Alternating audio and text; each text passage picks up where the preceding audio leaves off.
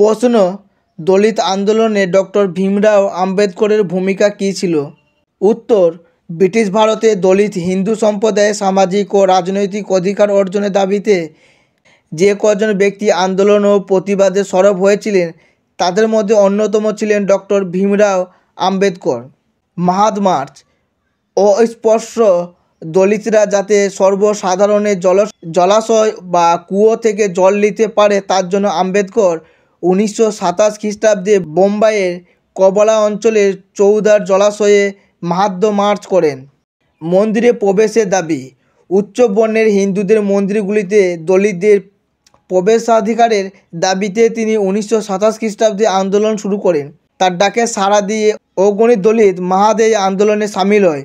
এছাড়া তিনি 1930 খ্রিস্টাব্দে নাসিকের কলারাম মন্দিরেও অনুরূপ আন্দোলন করেন।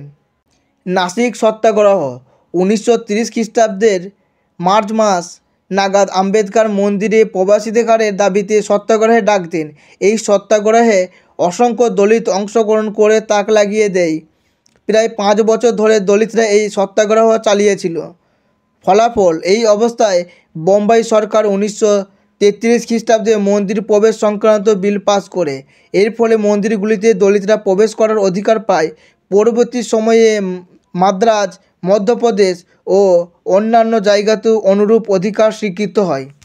ভিডিওটি ভালো লাগলে লাইক করবে, তোমার কোনো কিছু জিজ্ঞাসা থাকলে কমেন্ট করবে এবং এই ধরনের ভিডিও পাওয়ার জন্য চ্যানেলটিকে সাবস্ক্রাইব করে পাশে থাকা বেল আইকনটিতে ক্লিক করে দেবে। ধন্যবাদ।